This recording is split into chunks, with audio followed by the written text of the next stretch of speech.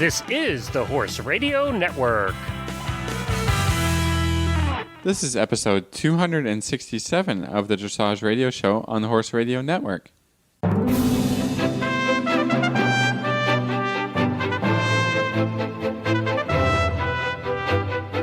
This is Reese Koffler-Stanfield from Georgetown, Kentucky. And this is Philip Parks from Fergus, Ontario, and you're listening to the Dressage Radio Show. Just Reese and I today. I know. Glenn doesn't, I don't know. I think he doesn't like us anymore. He only comes on once in a while to tell us what to do. Yeah, he basically comes on, tells us what to do, and then leaves us. Oh, well, it's okay. Yeah. I like hanging out with you on Thursday night, Philip. Yeah, it's good. It's good. So I guess I'm sorry. I mean, that's good. We are having a long day today, right? We are actually, yeah. Yeah, we're recording kind of a double episode. That's why we're not going to have any real good new news for you guys today and stuff like that. I know. Philip's a good sport. I am going, you guys have been part of my journey on this leadership group, but I have my last trip with my leadership group, and we are going, I'm really looking forward to it. We're going to Virginia, Pennsylvania, and New York, and we're going to Gettysburg, and we're going to, orchards and dairies, and it's going to be a really, really fun, interesting trip. So I think we are going to a standardbred track, which I've never been to a standardbred track, so that will be fun. Don't you have a standardbred track in town? Yeah, but I don't think I haven't been there for the races. Honestly, they have great meal deals, I've heard. Oh, well, how do you know that? Or drink deals. I think I was driving by it one time, and there was like a really cheap drinks and dinner deal or something. I was like, oh, we should go there. Who knew? We didn't go. Philip knows more about my town than I do. Yeah, I've never been to the races there, so honestly, in my whole life of living in Kentucky. So that'll be fun. So that's not the most exciting part of our journey for sure, but it should be really fun. I'm looking forward to going to Gettysburg. They have a leadership program there that we're going to do. So I'm really looking forward. I've always wanted to go to Gettysburg. So we are recording a double show. So we don't have a great news segment because it hasn't happened yet. But we have a WEG update. We have a WEG update, which is really, really fun. So I hope everybody enjoys this WEG update from France. Yeah. And we'll be back with you in a second. They've been hosting and stuff. There's lots of good stuff going on. Lots of good stuff going on. So enjoy this WEG update.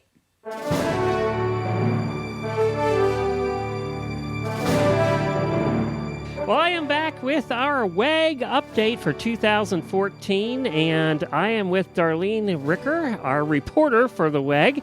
And she's the editorial director and CEO at Equestrian Authors LLC out of Lexington, Kentucky. Hi, Darlene. How many days left? Hi, Glenn. Well, we are down to, it's less than 2 months now. It's 52 days. Wow. For the opening ceremonies. And that'll go by really quickly. I know that from past experience. It seems to fly by. Tell us, we just got done with some test events last weekend, and they've been doing test events all along here, but this was test events for dressage and jumping in the big stadium. So, let's talk a little bit about the stadium first and what we have in that. Okay. Those two events were held in Donano Stadium, which is the main stadium on the main grounds in Caen.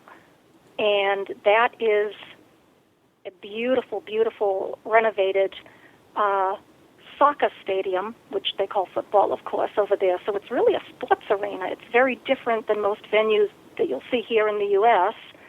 It is surrounded by, it has stadium seating, of course, as you usually would have, but this is surrounded on all sides by seating, so it's like a bowl. It's very, very large.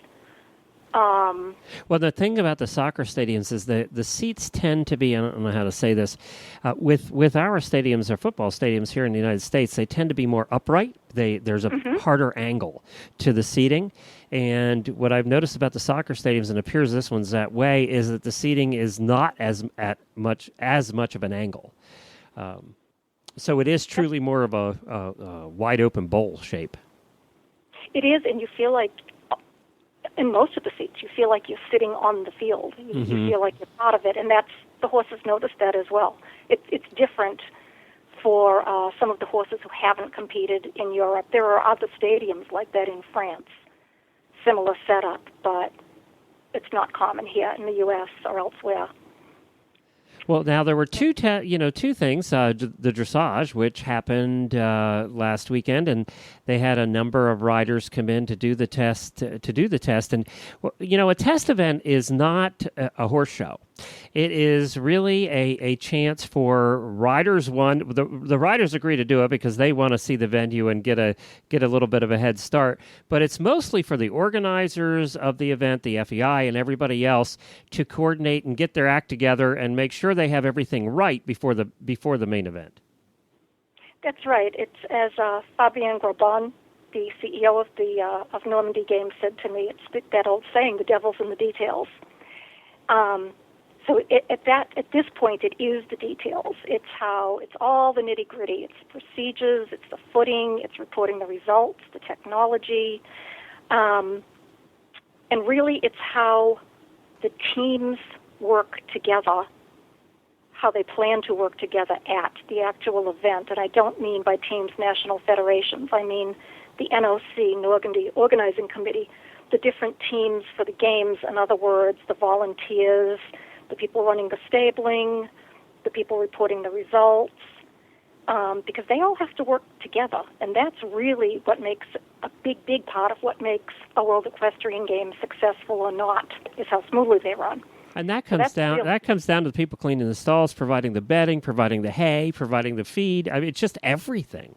It is everything. Yeah. And also, as you said, it's not a horse show. These test events are not like a horse show, nor are they a dress rehearsal for the games, which a lot of people think they are.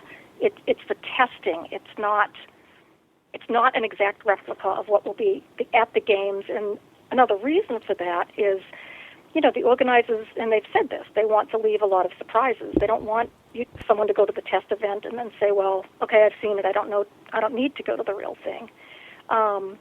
They set up jumps, of course, for the jumping test events, but they were more testing the placement of the obstacles, the light, the shadows on the arena at different times of day, because those events, some were in the morning, some were later in the afternoon. So they will use actually different jumps, different obstacles, and have different decor and decorations in the arena at the actual games. Well, one of the things, too, was kind of weird seeing all the pictures with nobody in the audience. But one of the things I read a bunch of the quotes from the riders. Carl Hester was there, and there were a bunch of others there as well. And it seemed to be pretty positive from what I saw, what the riders were saying. Right. Yeah. That's right. That's right. Overall, I didn't hear anything negative per se. Everything that I heard was positive. Carl Hester, yes, of Great Britain, who did very, very well, of course, in the dressage, and Gareth Hughes, also of Great Britain, had a lot to say. They just said the footing was very, very even. It was nice. It was springy. It was as it should be, and they said it held up really, really well. And something interesting about that footing, both for dressage and for jumping, they're not planning, as of now anyway, they're not planning to water it during the day. When you're at a normal horse show, the water truck comes out several times. That footing is designed so that they're planning to water it late in the evening, and that they expect that will hold up throughout the entire following day. They said unless it is very, very, very dry conditions. So, back to your question, the dressage riders, yes, they were very pleased with the footing, with the arena, with the setup. Yeah, and the barns, the whole thing. I mean, I really didn't see any negatives coming out of that. No, the barns are beautiful. They're a lot like they were in London. Right now, let me think, for the test event, they built 200 boxes, 200 stalls. They're building 100 more before the games open in August. So there'll be 300 stalls at any given time? Right there at the main stadium, and other stabling at the other venues. The stalls are 3 by 4 meters, which is approximately 10 feet by 14 feet. They have, let me see, almost 20 wash racks. They decided to keep synthetic turf, which is what the footing is. I mean, the ground is anyway at that type of arena. They decided in the stalls to keep, instead of putting in something else, they're keeping the synthetic turf, because it's kind to the horse's legs and joints. And in the nitty-gritty there is the finalizing the electricity, the ventilation, the height of the outlets, all that type of thing. Huh. Interesting. Mm-hmm. Well, then we went on to jumping, and they did invite crowds in for jumping, and they came. They did. The stadium there holds 21,000, which is basically the same as Greenwich Park was in London 2012. That's 23,000 there. And at the test event for jumping, at most of the rounds, there were about 6,000 spectators. So those seats were the stadium was a third full, which is really quite good. Yeah. And it was very loud and very cheering. And of course, the French riders did very, very well, as was expected, in the jumping. And you had largely a French crowd there, although there were other nations there as well. So it was quite raucous and rowdy, and pretty good taste of what the games will be. And they had a torrential rain at one point, didn't they? Yeah, that was the biggest news of everything. And the thing is, that's actually good in a weird way. Well, so they can test that too.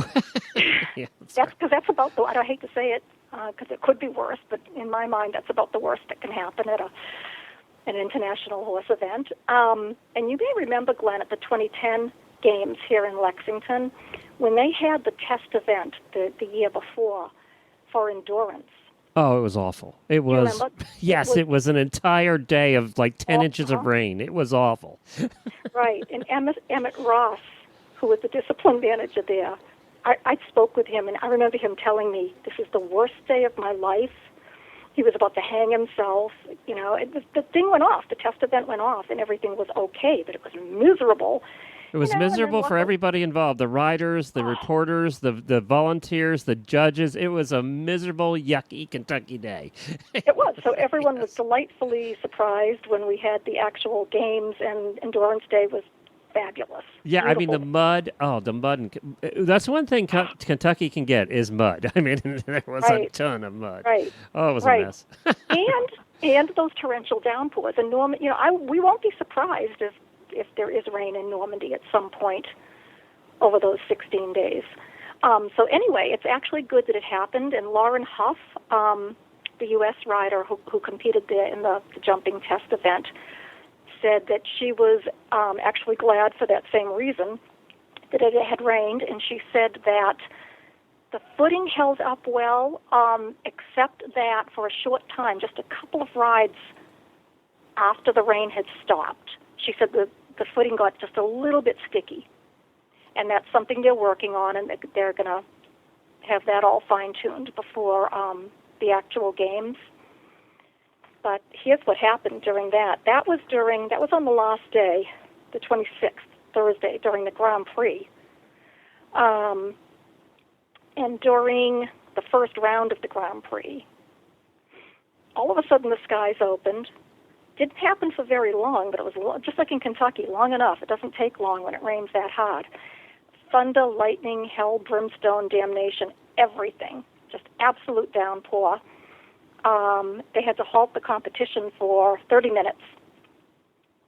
And poor Dirk Diemersman of Belgium was riding right when the sky opened up. So he completed his round. They called everything off. It rained again a little bit in the jump-off, but not so much. We did notice that there were, the rain affected the ride somewhat, as it has to some degree. I don't care how good the footing is. There were fewer clear rounds after the rain. But other than that, after the first couple of rides, after the hold, it really seemed to bounce back, and that's something that they have taken into consideration very much with the footing in all the arenas that they're building in Normandy. So overall, I think it was pretty successful, and it looked like people were pretty happy with everything. Now, is that the last of the test events? Do we have any more before the games, 50 days from now? No, that is the last of the test events, and the organizers have told me that they really learned a lot from them.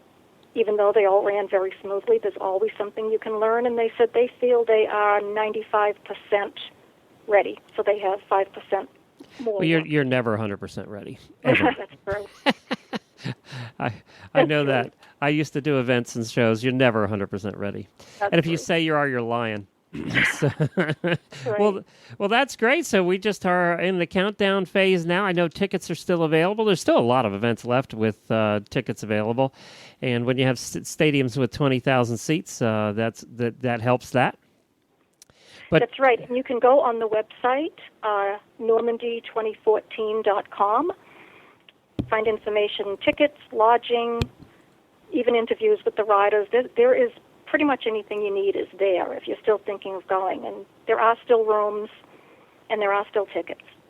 And what's your website, Darlene? EquestrianAuthors.com. Glenn, you might want to spell that because of my accent. EquestrianAuthors.com, like a writer. There you go. Yeah, there we go. Well, good. Well, thank you so much, and we're going to be getting you back more often now in the lead up to the games, and then, of course, during the games, you're going to be checking in via Skype from France, so we're looking forward to those reports as well. We'll try and get them out as many of the different shows as we can. So are you going to be hitting all the different events while you're there, or trying to? Yes, I'll be there the whole time. Mm-hmm. Terrific. Very good. Thank you, Darlene.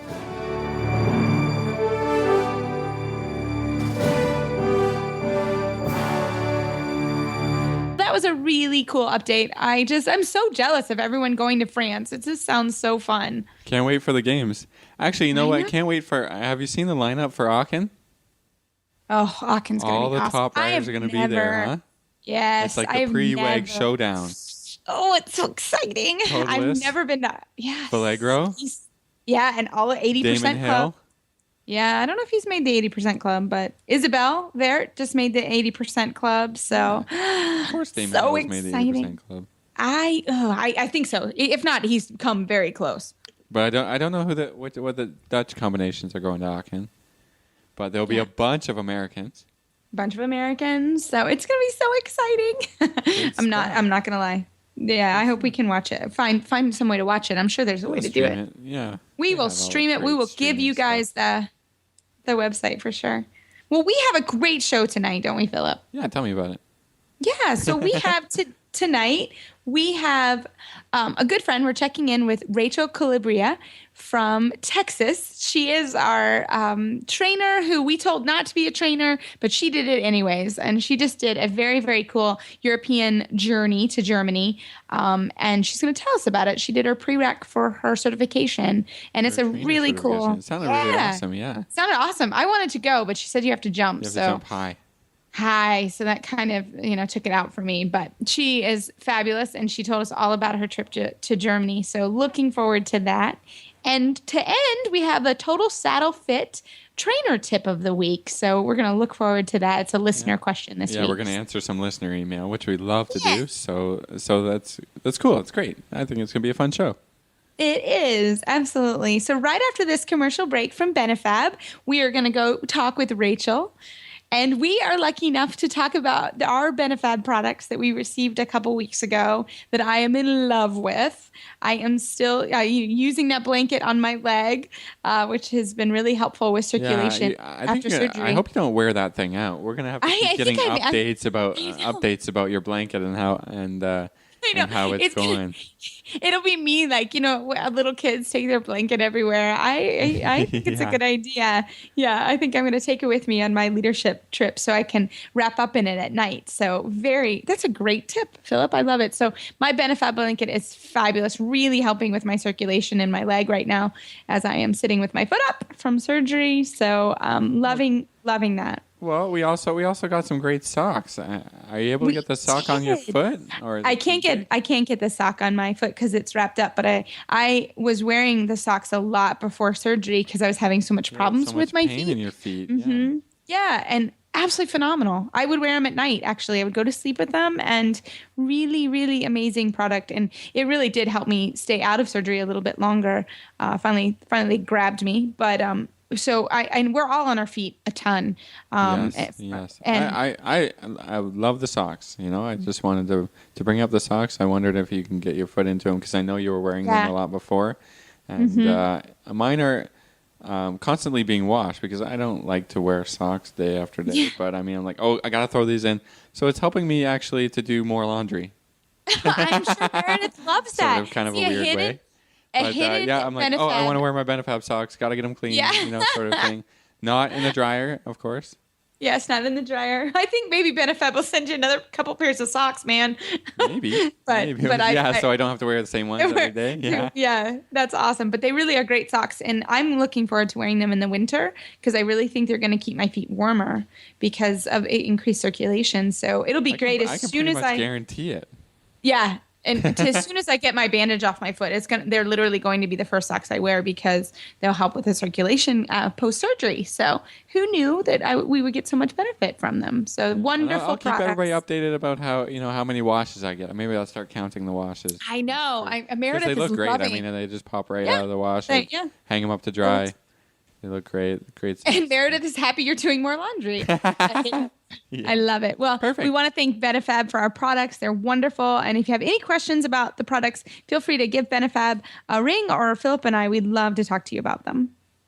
Well, I am looking forward to this interview because Rachel Calabria is one of our favorite listeners, and she's awesome. And we're keeping in touch with her career as she becomes a trainer. And she is a trainer, but as she goes down the journey of becoming a trainer and the continuing education needs for trainers and riders in the U.S. So she has a great story about where she went in Germany. So I hope you enjoy.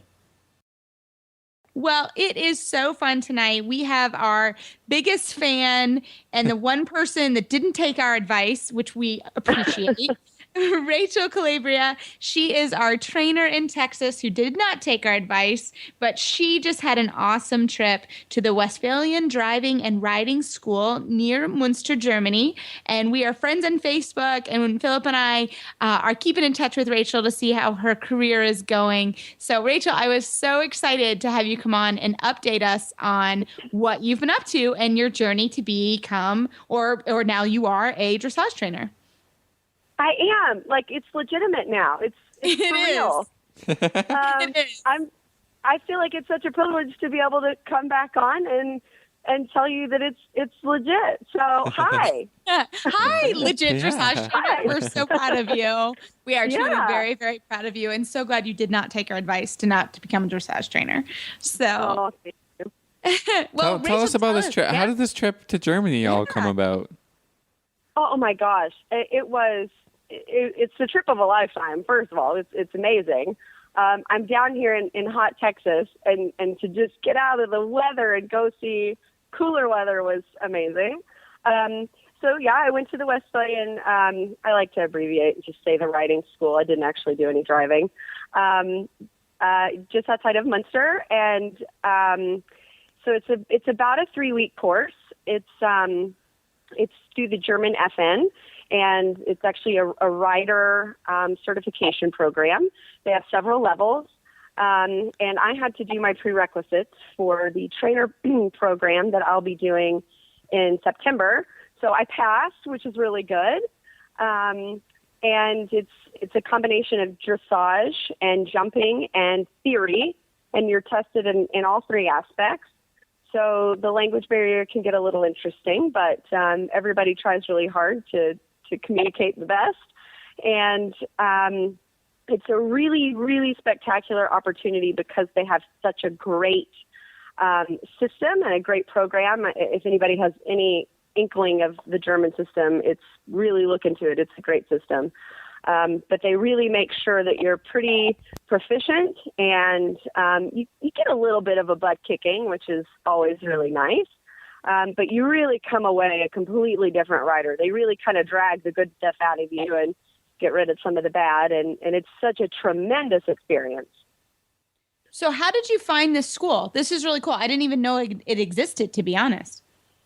Yeah. So my mentor, Michael Rohrman, is a German, and he wanted me to come and get certified through the FN, and he recommended the school to me. There's actually a couple in Germany that you can get certified through in English, which is important if you're not proficient in the Deutsch. But he recommended the one in Westphalia because it's the closest to him, and he could come, keep an eyeball on me if I was too terribly naughty. But a really good reference is the woman's name is Linda Christie, and her website is People2Horses, PeopleToHorses.com. And she is kind of the English liaison to the school. And her website has got all kinds of really helpful information as far as the expectations, how long you're going to be there. You need to have a little proficiency in jumping and dressage, and so you need to kind of have an idea of what you should be doing and how you should prepare to be there. But so if anyone is interested, definitely look at her website, and it gives you a really good idea of the curriculum you'll be studying and kind of what you can expect to walk away with as far as training and certification and that type of thing. Well, Rachel, you can tell us. We don't need to look it up. You can tell us. What should you be able to do? What are you going to be leaving with? Come on, let me know. Sure. So you really ride all day, every day, except for these brilliant little breaks that you take to go do some theory in the classroom, which is totally spectacular. I'll tell you about the instructors in just a second because blew my mind, both of them. So you ride the dressage in the morning, and you're on a school horse, which is really nice and handy. And then you come in and you do some theory, and you talk about anything from the aids or stable management or how to fit tack or even ethics for being a rider or a trainer or a barn manager, for example. And so that's kind of all encompassed in the theory. And then in the afternoon, you'll go have your jumping lesson. And yes, as dressage people have to get stretched and conquer our fears a little bit and go over some pretty lofty jumps. I think my idea of his jump is maybe cavaletti.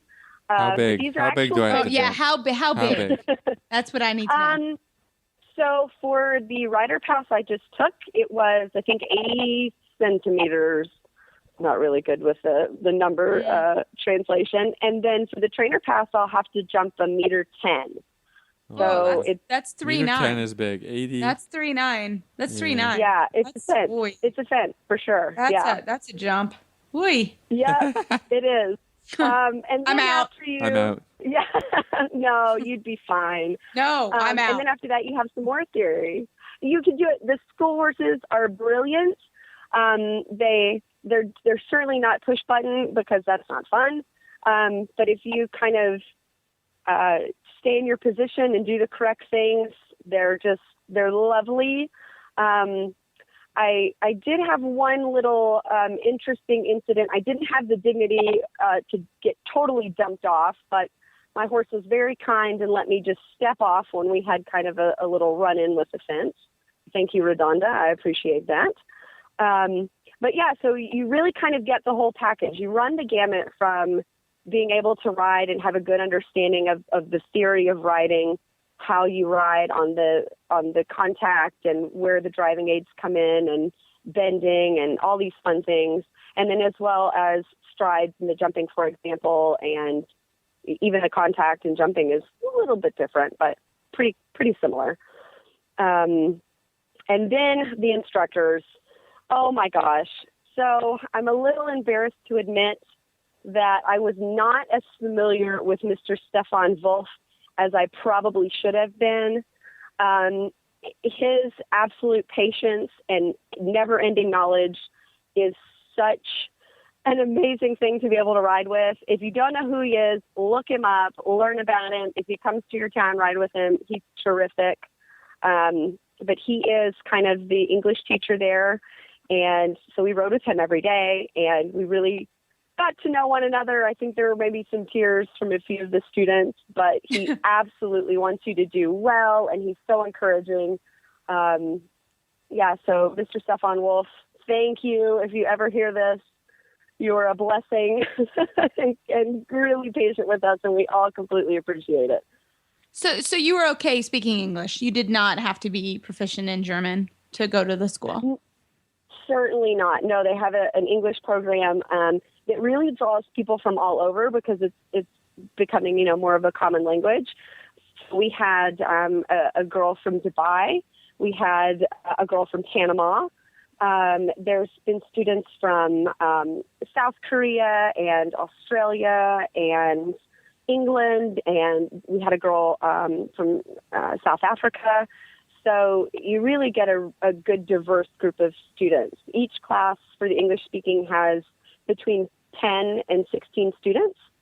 You can live dorm style. They have these, I think it's spa living, really. You live on top of the barn, and you get your own little dorm, which is pretty cool.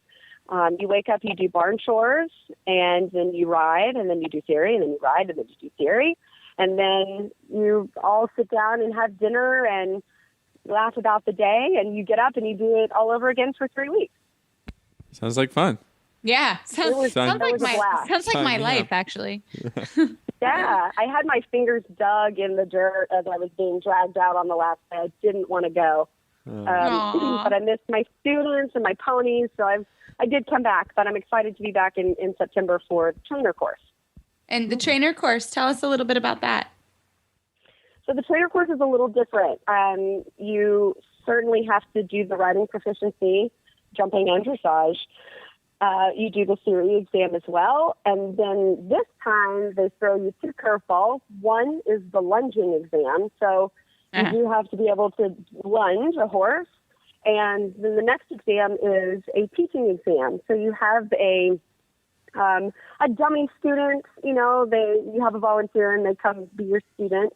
And you actually give a lesson for the judges, and they judge you on, your availability in the ring, and were you clear in your ideas, and were you relatable with the students, and did you have a good game plan? And they're all things that are so important because we spend a lot of time teaching and maybe have never been taught how to teach. I think, especially for me in the beginning, you kind of stumble through it and find things that work and find things that don't work. So I'm really excited to have my teaching skills critiqued. Well, that's super. Well, Rachel, thank you so much for sharing your time with us and how it went. And we look forward. I would love an update to hear how it goes in September. So if anyone was needing more information or just wanted to get a hold of you online, how would they do that? So they could visit my website. It's got all my contact info on it. My website is the letter C, and C, sporthorses.com.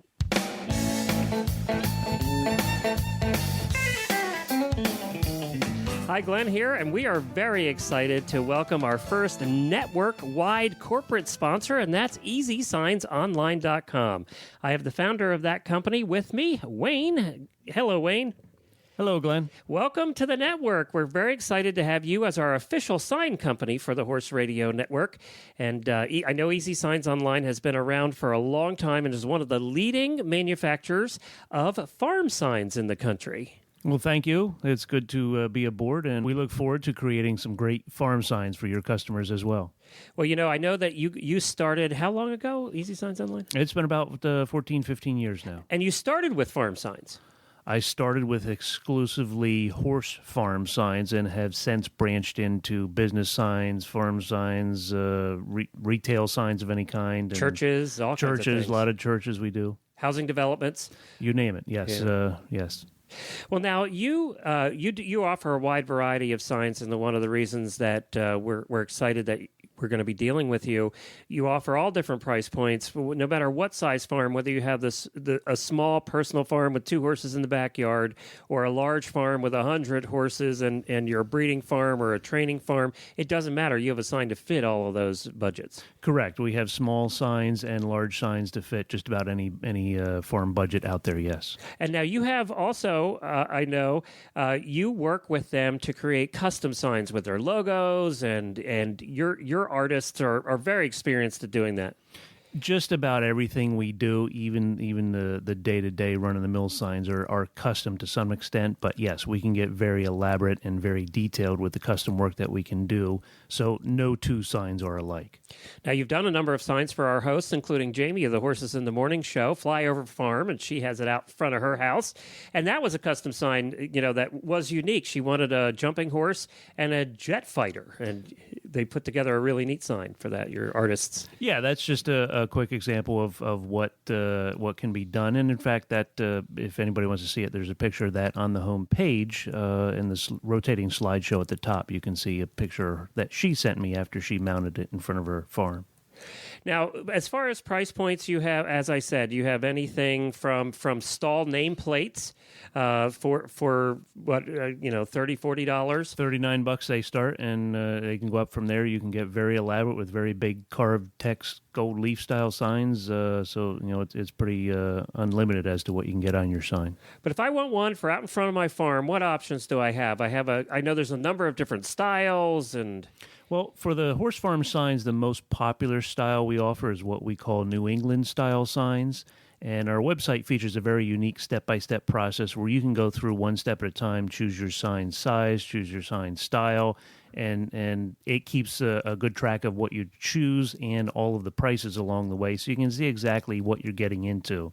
And there's something else that makes these unique, and a lot of us that have been around a while are used to the farm signs that we first had that were wooden. We had wooden farm sign, big one, out in front of our tack shop when we had our tack shop in the 1990s. Now, it was made of wood and it was painted. It was very pretty for about 3 years, and then the weather started getting at it. It started flaking, and after about 5 years, it looked like a mess. Right. Will that happen with these? No, we do not use any wood in any of our signs specifically for that reason. Wood is great. It was the sign board of choice many years ago, but with modern plastics, PVCs, aluminums, it eliminates that decay that you'll get with your typical painted wood sign. And they aren't painted; they're vinyl, right? These are, for the most part, they're going to be a high-performance vinyl that's applied to the smooth surface of the sign board, so there's no maintenance with this. There's nothing to warp, nothing to rot, split, peel, fade, whatever. And so they last for years. They last for many years, yes. As well as our popular line of New England-style signs, we also have a very extensive collection of economical outdoor signs, vinyl banners, stall nameplates. We can do vinyl graphics for vehicles, magnetic signs for your truck and trailer.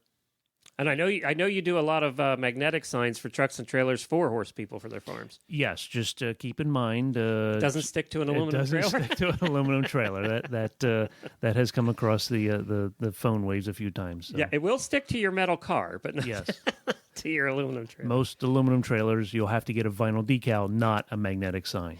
One of the things that I really like about the website and dealing with you guys over at EasySignsOnline.com is how easy you make it and how simple a process you make it, from getting my artwork to you and getting the sign designed and the approvals back. How long does that process take from the time I order till I have the sign at my farm? Well, most of the sign products we offer, the first thing we're going to do after we get your order is have our graphics department sit down, lay out the design, and we will email you a full color sign proof. So you will get to see exactly what it looks like.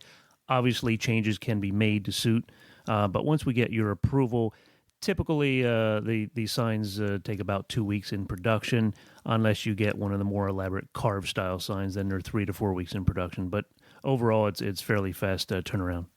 And as a special offer for Horse Radio Network listeners, in addition to the free shipping that you get for most orders over $100, and that can save you a lot of money considering the size of some of the signs and the shipping costs involved, we have an offer that's going out to Horse Radio Network listeners that if you order a sign over $500, the business that orders that sign, whether it's a farm or breeding farm, a personal farm, whatever it is, you'll get a free promotional interview on one of the Horse Radio Network shows. And that's worth hundreds of dollars right there. So you can join us on the network. You can advertise your business. You can get the word out on the network in addition to your sign as a benefit for listening to Horse Radio Network and for ordering your sign through EasySignsOnline.com. So free shipping free promotion, free advertising, all for your business, all just for ordering a sign from EasySignsOnline.com, the official sign maker of the Horse Radio Network. You can find it all at EasySignsOnline.com. Now we have our dressage training tip brought to you by Total Saddle Fit, home of the shoulder relief girth. We always do a training tip every week, so this week it's brought to you by this awesome shoulder relief girth that we've talked about before. I love my shoulder relief girth. Denali still loves it. He's not girthy with this girth, and that's a huge deal. So thank you, Total Saddle Fit.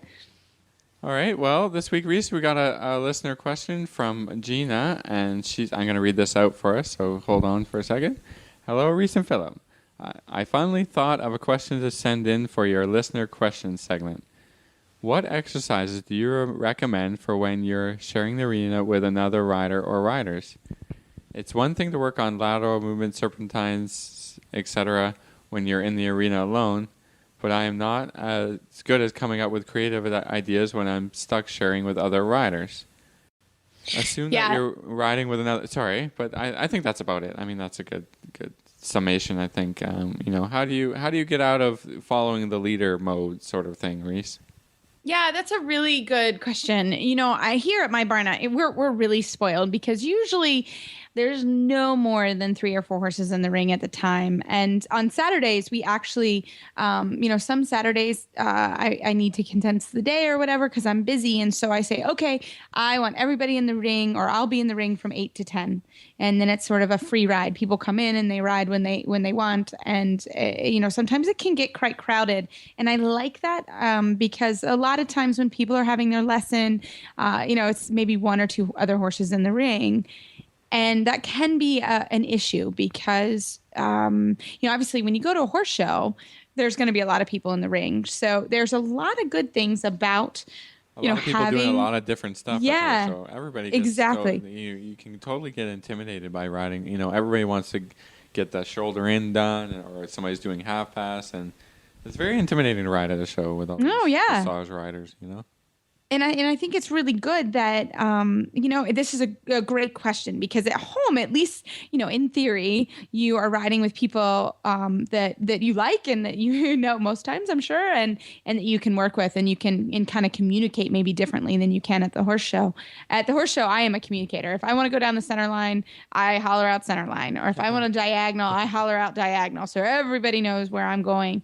And I would do the same when I'm riding with a lot of people in the ring. I think you got to keep your eyes up. You got to look where you're going, and you've got to have a plan in mind. And I wouldn't, it is intimidating. I went through this when I was in Germany, and literally in like a small indoor arena. Yeah, I mean, it's a different There's like world. 10 you horses. Guys think it's bad here. Like, you go over there, it's crazy. Oh, it's crazy. They're like literally 10 horses in a small ring, and I'm not exaggerating. Grand Prix horses. Yeah, and you're like, oh my God. You got doing ones, but they make it work, right? Yeah, you make it work. And I kind of found myself always riding toward the hole. And as I got better and better, riding in that kind of environment, then I just got better about holding the line that I was going to ride. So if I was going to ride shoulder in, I would ride it, and I would do it safely, but I would kind of try to hold my line as much as I could. So I think that helps. I think that helps the other riders too, because you just keep riding what you're doing, and somebody can go around you, right? But if you're doing one thing and then you see somebody and then you change doing what you're doing, then they don't know where you're going, right? But if you're just riding, or you wobble, if you're riding a diagonal, just continue on, and maybe other people already have a plan for going around what you're doing, right? Exactly. So that's the one thing. And then always remember the rules of the arena. Left shoulder to left shoulder. It's the same, I'm sure, in Canada. It was the same in Germany. You yield to the person that is doing the higher movement. So if somebody's obviously setting up for a half pass, it's not nice to hold your line and cut them off. But if you're doing shoulder in, let's say on the quarter line, they should be able to sort of ride around you. So hold your line, left shoulder to left shoulder, yield to the person with the higher level movement. And then the other one is piaffe and passage sort of trumps everything. If somebody is piaffing and working on passage, try to get away from that person as much as you can in a safe way. Those are sort of your basic rules of the arena. But Again, if you're riding a circle, stay to the inside of the track. That's another thing that drives me crazy. Yeah. You know, if you're riding a circle over and over and over again, which is fine, that's great because then people know where you are. Stay to the inside so people can get around you. Yeah. I think that's really important. If you have to make your circle a little bit smaller, that's a lot easier than somebody trying to go in and out of your line, right? Like if you're on 20, it's a lot easier for you to do 15 than for somebody to come in and go over, you know, because you're on the wall that part of your, anyway, sorry. Yeah. That's hard to explain, right. But I mean, it's easier for you to condense your circle and expect somebody to condense their circle for you to ride the outside if you're going large. Right. That's right. Exactly and call it out, you know, communicate. If you want to go on the diagonal, communicate. Diagonal, right? And I think most people are courteous enough that, you know, especially if you say something, they put their head up and they look, right? And, you know, a lot of looking down riders, you know, maybe aren't looking for you or whatever. But I think a big tip for this situation, I think riding at home and trying to figure out how to get your own track is just confidence. Just be confident, make a plan, and just do what you're going to do. It's fine to do serpentines if somebody else is in the arena, right? Or if That's two or three other riders are. Go ahead and do that. Make other people follow you around, right? I think that's you know, it's just people get into not being that confident or whatever, and call inside or outside or, you know, when you're trying to go around people. But, you know, hold your line, keep riding. It's going to be fine, right? I agree. You can't really change things too much. So I think that's a really good thing. Otherwise, you're riding somebody else's plan, and that's not really a great workout for what you're trying to do or what your horse is doing, or, you know. And worst comes to worst, pick a circle at the end of the arena and just keep riding. You know, a lot of the work is on a circle anyways. Just keep riding your circle. They'll go around you, and people will figure it out, right? That you're just working right here in the arena. I think maybe don't pick a circle in the middle of the arena and just stay in that that's one. Not nice. But you can find a corner to work in and do your thing. I think it's fine. Absolutely. Yeah, keep doing your thing. Confidence. I like that. I like thinking that. And it is good practice because it does really throw a lot of people off when they go to horse shows and they're used to riding in a ring by themselves. Like I said, there are times we actively try to simulate a warm-up situation for everybody. And I think the more you do that, and actually the more comfortable you are, the better off in the long run actually you're going to be, because you won't get to the horse show and be like, oh my God, I'm warming up for the horse show and now I have, you know, 5 other horses in here. You'll be used to it. So that's right. I hope that helps. Yeah, I hope that helps. And I think that's a good tip. That's a good tip for everybody. Really we want to thank Total Saddle Fit for allowing us to bring you this great dressage training tip. And maybe, Reese, you can tell us about their shoulder relief girth a little bit. Yeah, their shoulder relief is great. Like I said a little bit in the beginning, my young horse, Denali, the special one, he was actually getting rubbed and is really sensitive in his girth area. Just the way his muscles are and the way his neck is, he's always had a lot of problems. So this shoulder relief girth, he does not try to bite you anymore when you put the saddle on. Yeah, he was really quite grumpy there for a little while, wasn't he? He was really grumpy. And I patted the girth and I did all kinds of things. I changed the girth, and then we were Total Saddle Fit sent us a girth to try, and oh my goodness, it has made all the difference in the world. So I am a true believer in this because it's a great price point. It's not super expensive and it's wonderful quality. It's held up beautifully, and my big guy is much happier when you put it on him. So I love that girth. I think it's great for horses that are girthy, or just horses that, you know, get rubs on their girth, or just, I think it helps keep the saddle a little bit more forward. I think that was the purpose and the idea behind it in the first place. Keeps the saddle where it should be, not sliding back, sliding side to side. Fits right around the contours of how the horse is built. It's been wonderful. I really like it. Use it on a few horses, anyways, here at Albron. Yeah, it's nice. I'll have to buy another one, really. Yeah, you know, we're taking. Oh well, I can't get your saddle on because you want that girth on this horse and all that. So we're gonna have to do something about that. I have to do something. But thank you so much for the trainer tip for sure. Well, everybody, you can find our show notes and links to today's guests on our website, dressageradio.com. Like us on Facebook, just search Dressage Radio Show. Follow us on Twitter at Horse Radio. My website is maplecrestfarmky.com, and my email is reese@horseradionetwork.com. You can find me at philipparksequestrian.com, and my email is philip@horseradionetwork.com. I'd like to thank our sponsors, Benefab and Total Saddle Fit, this week. And don't forget to check out all the other shows on the Horse Radio Network at horseradionetwork.com. Everybody, keep your heels down and your shoulders back, and we'll talk to you soon.